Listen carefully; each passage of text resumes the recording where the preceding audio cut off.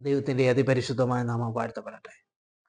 ഇന്നത്തെ നമ്മളുടെ അല്പനേരത്തെ ചിന്തയ്ക്കായി അപ്പോസ്തല പ്രവർത്തികൾ 3-ാം അധ്യായം 6-7 വാക്യങ്ങൾ. അപ്പോസ്തല പ്രവർത്തികൾ 3-ാം അധ്യായം 6-7 വാക്യങ്ങൾ.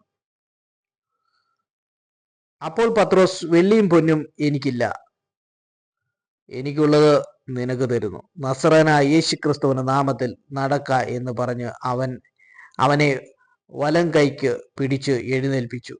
ക്ഷണത്തിൽ അവന്റെ കാലും നരിയാണിയും ഉറച്ച് അവൻ കുതിച്ചെഴുന്നേറ്റ് നടന്നു. യേശുവിന്റെ ശിഷ്യനായ പത്രോസ് നസറേനായ യേശുവിന്റെ നാമം എന്ന് ഉപയോഗിച്ചപ്പോൾ ആ മുടന്തന് സൗഖ്യമാക്കുന്നതായിട്ട് നമുക്ക് മനസ്സിലാക്കുവാൻ സാധിക്കും. കർത്താവായ യേശു ക്രിസ്തുവിന്റെ നാമം സർവത്തിലും മേലായ നാമം. അപ്പൊ ഇന്നത്തെ നമ്മളുടെ ചിന്ത എന്ന് പറയുന്നത് സർവത്തിലും മേലായ യേശുവിന്റെ നാമം. ഇവിടെ നമുക്ക് മനസ്സിലാക്കുവാൻ സാധിക്കുന്നത് സുന്ദരം എന്ന് പറയുന്ന ദേവാലയ ഗോപുരത്തിന്റെ അവിടെ ഭിക്ഷയാചിക്കുന്ന ഒരു മുടന്തനെയാണ് ഇവിടെ കാണുവാൻ സാധിക്കുന്നത്. പത്രോസും യോഹന്നാനും അതുവഴി കടന്നു വരുമ്പോൾ ഈ മുടന്തനെ പത്രോസ് കാണുമ്പോൾ പറയുന്ന കാര്യമാണ്, വെള്ളിയും പൊന്നും എനിക്കില്ല, നസറേനായ യേശുവിന്റെ നാമത്തിൽ എഴുന്നേക്ക എന്ന് പറഞ്ഞ് അവന്റെ കൈക്ക് പിടിച്ച് എഴുന്നേൽക്കുമ്പോൾ അവന്റെ കാലുകളുടെ ബന്ധനം അഴിഞ്ഞ് അവൻ ക്ഷണത്തിൽ എഴുന്നേൽക്കുന്ന അവസ്ഥയിലേക്ക് നമുക്ക് കാണുവാൻ സാധിക്കും. യേശുവിന്റെ നാമമാണ് അവിടെ അത്ഭുതം ചെയ്തത്. പത്രോസിന് അതിനുള്ളൊരു അധികാരം പരിശുദ്ധാത്മാവിലുണ്ട്. കാരണം നമുക്കറിയാം, മാളിക മുറിയിൽ ഇരിക്കുമ്പോൾ, ശിഷ്യന്മാരൊക്കെ അവിടെ ഇരിക്കുമ്പോൾ, അപ്പോസ്തലന്മാരും ഒക്കെ ഇരിക്കുമ്പോൾ അവർക്കൊക്കെ അഭിഷേകം പരിശുദ്ധാത്മാവിന്റെ ശക്തി ഉണ്ടായിരുന്നു. അതുപോലെ അപ്പോസ്തലന്മാർക്കും ശിഷ്യന്മാർക്കും എല്ലാവർക്കും കർത്താവായ യേശു ക്രിസ്തു പരിശുദ്ധാത്മാവിന്റെ ശക്തി കൊടുത്തിരുന്നു. അപ്പോൾ പത്രോസിനും എങ്ങനെയാണെങ്കിലും യേശുവിന്റെ ആ പരിശുദ്ധാത്മാവിന്റെ ശക്തി ഉണ്ടായിരുന്നു. മാളിക മുറിയിരുന്ന എല്ലാവർക്കും ആ പരിശുദ്ധാത്മാവിന്റെ ശക്തി ഉണ്ടായിരുന്നു. അവർക്കെല്ലാം പരിശുദ്ധാത്മാവിന്റെ ആ അഭിഷേക ശക്തി വ്യാപരിച്ചു. ദൈവം കൊടുത്ത അധികാരം എന്ന് പറയുന്നത് പരിശുദ്ധാത്മാവിന്റെ അധികാരമാണ് പത്രോസിന് കൊടുത്തിരിക്കുന്നത്. ആ യേശുവിന്റെ നാമം പത്രോസ് ഉപയോഗിച്ചപ്പോൾ അവിടെ മുടന്തന് സൗഖ്യം ലഭിക്കുന്നതായിട്ടാണ് നമുക്ക് കാണുന്നത്. അനേക കാലഘട്ടങ്ങളായിട്ട് താൻ നടക്കാൻ കഴിയാത്തൊരനുഭവത്തിൽ സ്ഥിരമായി ഭിക്ഷയാചിക്കുന്ന ഒരു അനുഭവമാണ്. ഇനി ജീവിതത്തിൽ ഒരിക്കലും നടക്കാൻ കഴിയുകയില്ല, മുന്നോട്ട് പോകാൻ കഴിയുകയില്ലെന്ന് ഭാരപ്പെട്ട ഒരു വ്യക്തിയാണ് ഈ മുടന്തൻ.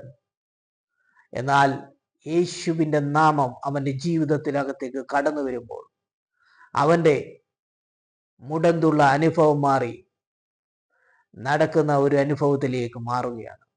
യേശുവിന്റെ നാമം നിന്റെ ജീവിതത്തിനകത്ത് വന്നു എങ്കിൽ നിന്റെ രോഗത്തിന്റെ ബന്ധനങ്ങളെ അഴിക്കും എന്നുള്ള ഒരു ദൈവിക ദൂതാണ് നമുക്ക് ഇവിടെ കാണുവാൻ സാധിക്കുന്നത്. യേശുവിന്റെ നാമം ബന്ധനങ്ങളെ അഴിക്കുന്നതാണ്, രോഗത്തെ സൗഖ്യമാകുന്നത്, പാരമ്പര്യത്തിന്റെ നുഖത്തിന്റെ ചങ്ങലകളെ തകർക്കുന്നതാണ് യേശു ക്രിസ്തുവിന്റെ നാമം എന്ന് പറയുന്നത്. കാരണം യേശു ക്രിസ്തു ക്രൂശിക്കപ്പെട്ട് കഴിഞ്ഞപ്പോൾ ക്രൂശിൽ സാത്താന്റെ ആയുധത്തെ തകർത്തു കളഞ്ഞു, രക്ഷയെ ലോകത്തിന് നൽകി കൊടുത്തു. യേശുവിന്റെ നാമത്തിനാണ് രക്ഷയിരിക്കുന്നത്. യേശുവിനെ കർത്താവെന്ന് ഏറ്റുപറയാതെ ആർക്കും സ്വർഗരാജ്യത്തിൽ കടക്കാൻ കഴിയുകയില്ല.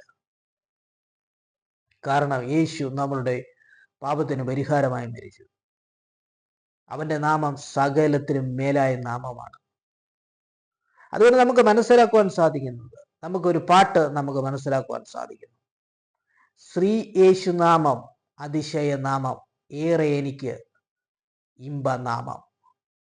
അപ്പോൾ ഇവിടെ കാണുന്നത് യേശുവിന്റെ നാമത്തെക്കുറിച്ചാണ്. സകല രോഗത്തിനും സൗഖ്യം കൊടുക്കുന്ന നാമമാണ് യേശുവിന്റെ നാമം.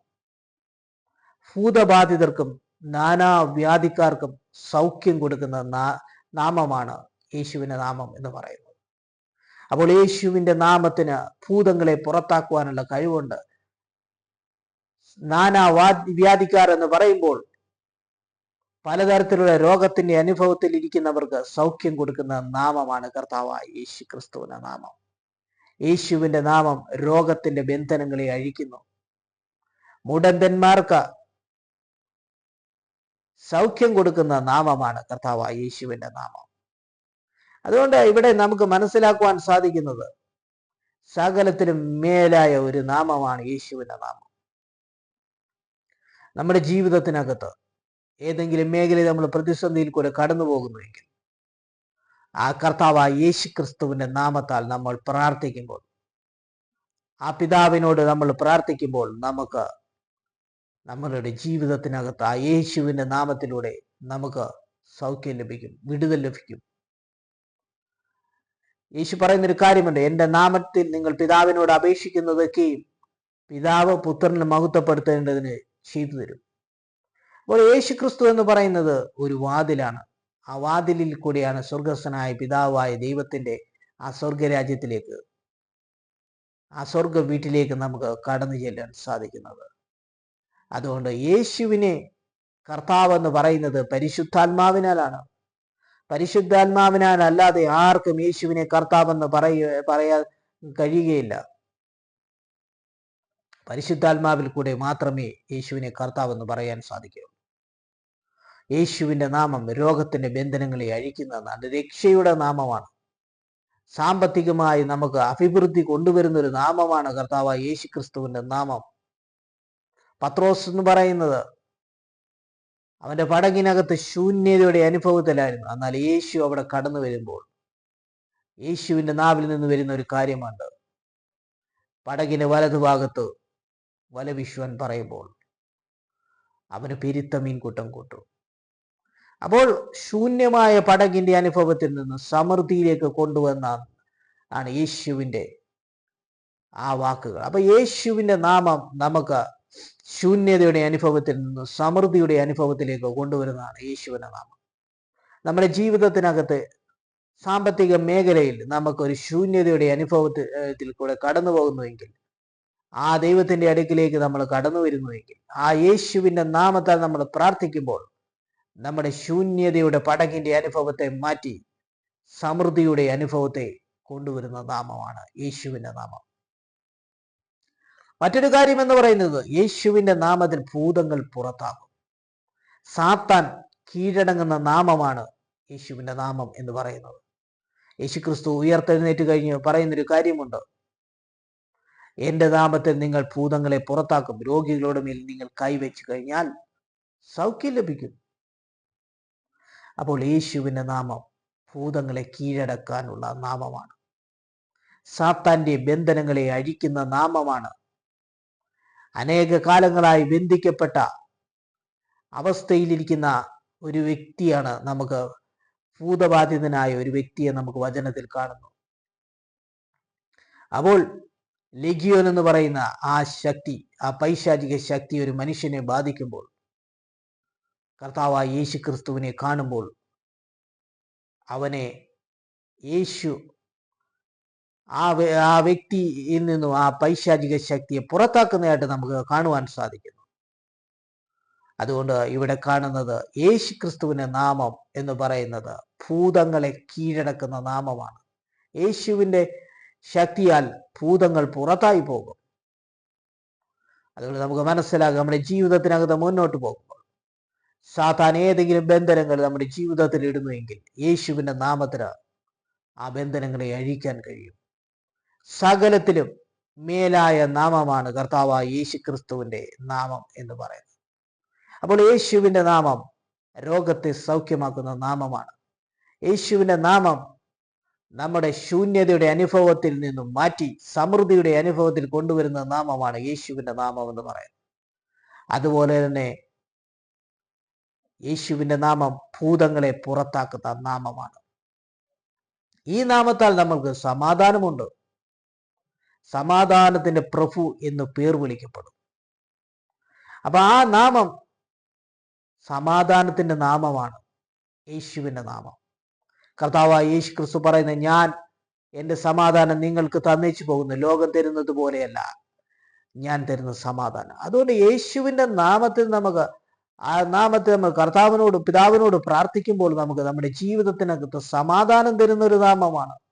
സമാധാനത്തിന്റെ പേർ വിളിക്കപ്പെടുന്ന അവസ്ഥയാണ്. അതുകൊണ്ട് നമുക്ക് മനസ്സിലാക്കുവാൻ സാധിക്കുന്നത്, നമ്മുടെ ജീവിതത്തിനകത്ത് ഏതെങ്കിലും മേഖലയിൽ സമാധാനമില്ലാതെ വ്യാകുലപ്പെടുന്നിരിക്കുന്ന അവസ്ഥയിലാണെങ്കിൽ ആ കർത്താവായ യേശു ക്രിസ്തുവിന്റെ നാമത്തിൽ പിതാവിനോട് പ്രാർത്ഥിക്കുമ്പോൾ ആ യേശുവിന്റെ നാമത്താൽ നമുക്കൊരു സമാധാനം ലഭിക്കും. സമാധാനം തരുന്ന നാമമാണ് യേശുവിന്റെ നാമം. നുകത്തിന്റെ ചങ്ങലകളെ അഴിക്കുന്നതാണ്. അതുകൊണ്ട് പാരമ്പര്യത്തിന്റെ അനേക കാലഘട്ടങ്ങളായി ബന്ധിക്കപ്പെട്ട ബന്ധനങ്ങളുണ്ടെങ്കിൽ യേശുവിന്റെ നാമത്തെ നമ്മൾ ആരാധിക്കുമ്പോൾ ആ യേശുവിന്റെ നാമത്തിൽ ബന്ധന ചങ്ങലകൾ അഴിഞ്ഞു മാറും. അപ്പോസ്തലന്മാർ കാരാഗ്രഹത്തിലായിരുന്നപ്പോൾ നമുക്കറിയാം, അവർ ദൈവത്തെ പാടി വാഴ്ത്തിയപ്പോൾ അവരുടെ ബന്ധനങ്ങൾ അഴിഞ്ഞു പോകും. ചങ്ങലകളെ അഴിക്കുന്ന നാമമാണത്. കാരണം യേശുവിന്റെ നാമത്താലാണ് രക്ഷ. യേശുവിനെ കർത്താവെന്ന് പറയുമ്പോൾ മനുഷ്യന് രക്ഷ നൽകും. അങ്ങനെ ശിഷ്യന്മാർ യേശുവിന്റെ നാമത്താലാണ് അവർ ശുശ്രൂഷിച്ചത്. അതുകൊണ്ട് ബന്ധനങ്ങളെ അഴിക്കുന്ന നാമമാണ് യേശുവിന്റെ നാമം. നമ്മൾ ഇന്ന് വായിച്ച വചനം എന്ന് പറയുന്നത്, പത്രോസ് പറയുന്ന ഒരു കാര്യമുണ്ട്, പൊന്നോ വെള്ളിയോ എനിക്കില്ല, നസറനായ യേശുവിന്റെ നാമത്തിൽ എഴുന്നേക്ക. ആ യേശുവിന്റെ നാമം അവന്റെ രോഗത്തിന് സൗഖ്യം നൽകി. അപ്പോൾ സകലത്തിനും മേലായ നാമമാണ് കർത്താവായ യേശു ക്രിസ്തുവിന്റെ നാമം. ആ യേശുവിനെ നമ്മൾ രക്ഷിതാവായി സ്വീകരിച്ചു കഴിയുമ്പോൾ, യേശുവിനെ കർത്താവെന്ന് ഏറ്റുപറയുമ്പോൾ നമ്മൾ ഒരു നിത്യരക്ഷയുടെ അനുഭവത്തിലേക്ക് കടന്നു വരും. അതുകൊണ്ട് പൊന്നോ വെള്ളി എന്ന് പറയുന്നത് അത് വിലയുള്ളതാണെങ്കിലും അതിനേക്കാൾ വിലപിടിപ്പുള്ള ഒന്നുണ്ട്, യേശുവിന്റെ നാമം. ആ യേശുവിന്റെ നാമത്താലാണ് പത്രോസ് ആ രോഗത്തെ, അല്ലെങ്കിൽ ആ മുടന്തിന്റെ അനുഭവത്തിലിരിക്കുന്ന ഭാരപ്പെട്ടിരിക്കുന്ന അവസ്ഥയെ മാറ്റി വിടുതലിന്റെ അവസ്ഥയെ കൊണ്ടുവരുന്നു. അപ്പോൾ ഇന്ന് നമ്മൾ കണ്ടത് മറ്റൊന്നുമല്ല, സകലത്തിന് മേലായ നാമമാണ് കർത്താവായ യേശു ക്രിസ്തുവിന്റെ നാമം. രക്ഷിക്കപ്പെടുവാൻ ഒരേ ഒരു നാമമേ ഉള്ളൂ, അത് യേശു ക്രിസ്തുവിന്റെ നാമമാണ്. അതുകൊണ്ട് ഈ നാമത്താൽ രോഗത്തിന്റെ ബന്ധനങ്ങൾ മാറും, ഭൂതങ്ങൾ പുറത്താകും. അതുപോലെ തന്നെ നമുക്ക് സമൃദ്ധി കൊണ്ടുവരുന്ന നാമമാണ് യേശുവിന്റെ നാമം. ചങ്ങലകൾ, ബന്ധന ചങ്ങലകളെ അഴിക്കുന്നതാണ് കർത്താവായ യേശു ക്രിസ്തുവിന്റെ നാമം. ജീവിതത്തിന്റെ പ്രതികൂലങ്ങളെ മാറ്റുന്നതാണ് യേശുവിന്റെ നാമം. സമാധാനം തരുന്നതാണ് യേശുവിന്റെ നാമം. അതുകൊണ്ട് കർത്താവായ യേശു ക്രിസ്തുവിന്റെ നാമത്തിൽ നമ്മുടെ ജീവിതത്തിന്റെ ഏതെങ്കിലും പ്രതികൂലമുണ്ടെങ്കിൽ ആ പിതാവിനോട് നമ്മൾ പ്രാർത്ഥിക്കുമ്പോൾ നമുക്ക് വിടുതൽ തരും. അതുകൊണ്ട് ഈ വചനങ്ങളാൽ ദൈവം നമ്മളെ അനുഗ്രഹിക്കട്ടെ.